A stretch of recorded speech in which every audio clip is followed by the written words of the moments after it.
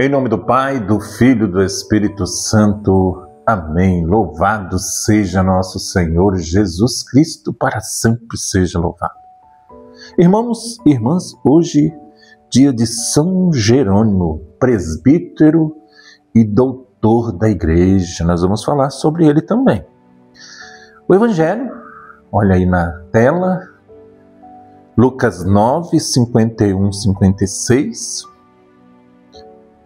Estava chegando o tempo de Jesus ser levado para o céu. Então ele tomou a firme decisão de partir para Jerusalém e enviou mensageiros à sua frente.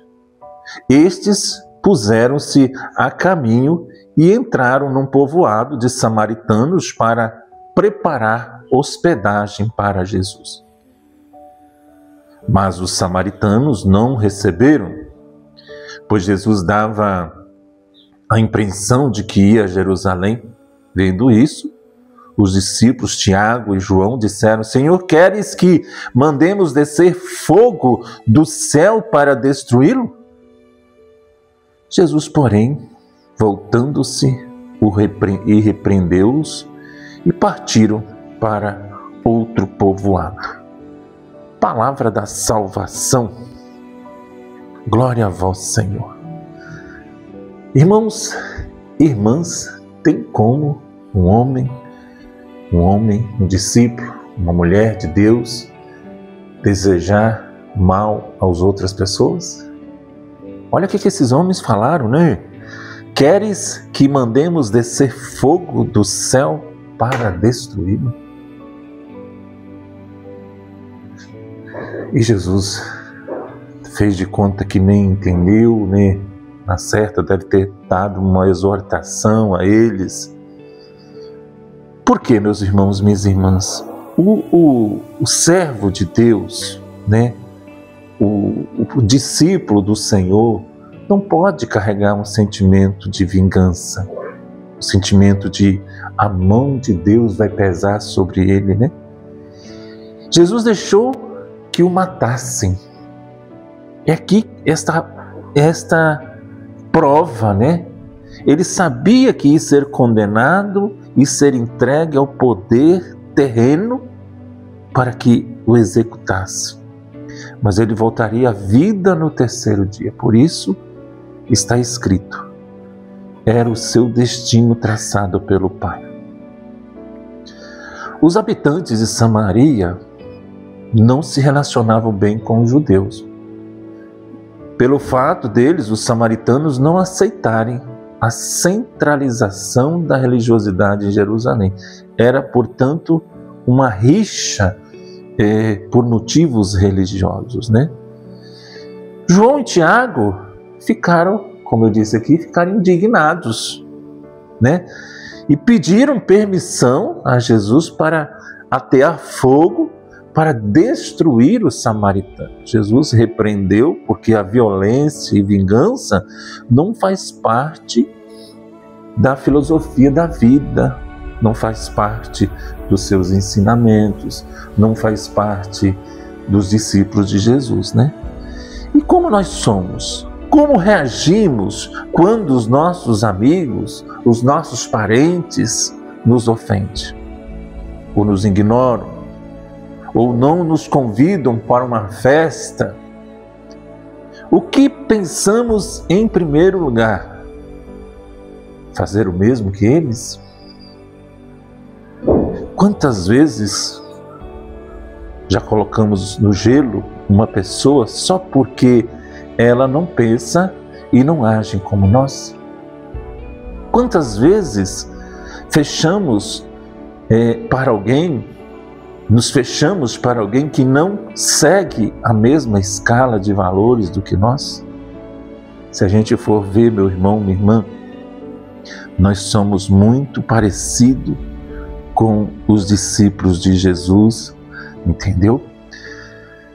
Mas hoje nós queremos falar desse santo que está aí na tela. São Jerônimo, presbítero, doutor da Igreja, né?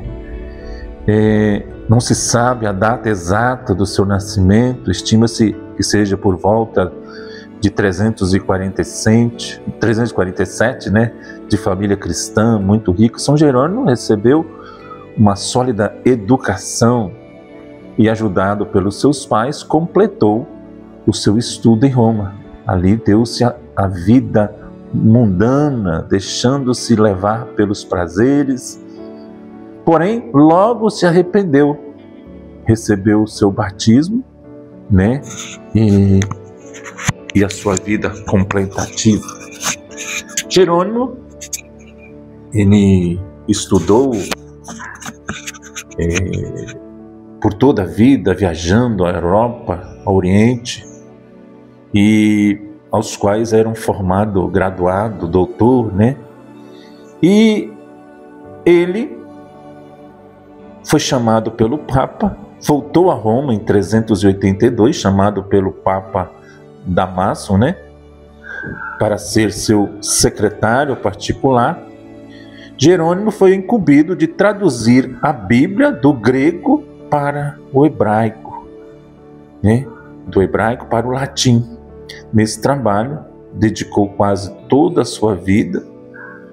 O conjunto final de tradução da Bíblia em latim chamou-se Vulgata e tornou-se oficial do Concílio de Trento. Suas obras, romano de formação, Jerônimo era um homem muito inteligente, né? E capaz de escrever e pensar em latim, em grego, em hebraico, escritor do estilo rico, puro, eloquente, dono de uma personalidade, um temperamento fortíssimo, né? E devido a certas intrigas por meio romano, retirou-se para Belém, onde viveu como monge, continuando seu estudo e trabalhos bíblicos, para não ser esquecido, né, de vez em quando, em um novo livro. Suas violências, né, verbais não perdoaram ninguém. Teve palavras duras para Ambrósio, Basílio e para o próprio Augustinho, mas sempre amenizava as intemperanças de seu caráter para prevalecer o direito espiritual. São Jerônimo passou o resto da sua vida em Belém, onde se dedicou à palavra de Deus, à defesa da fé, ao ensino da cultura clássica cristã. Faleceu em uma cela, na proximidade da Gruta da Natividade, 30 de setembro, nos anos 420, né? Este santo homem, muitas vezes polêmico e divergente, era odiado, mas também era muito querido. Não era fácil dialogar com ele, porém deu uma contribuição ao cristianismo com seu testemunho de vida, seus inúmeros escritos. Com efeito, deve-se a ele a primeira tradução bíblica para o latim, chamada Vulgata. Traduziu os evangelhos do grego e o Antigo Testamento do hebraico. Ainda hoje, a Vulgata, embora revisada, é o texto oficial da igreja.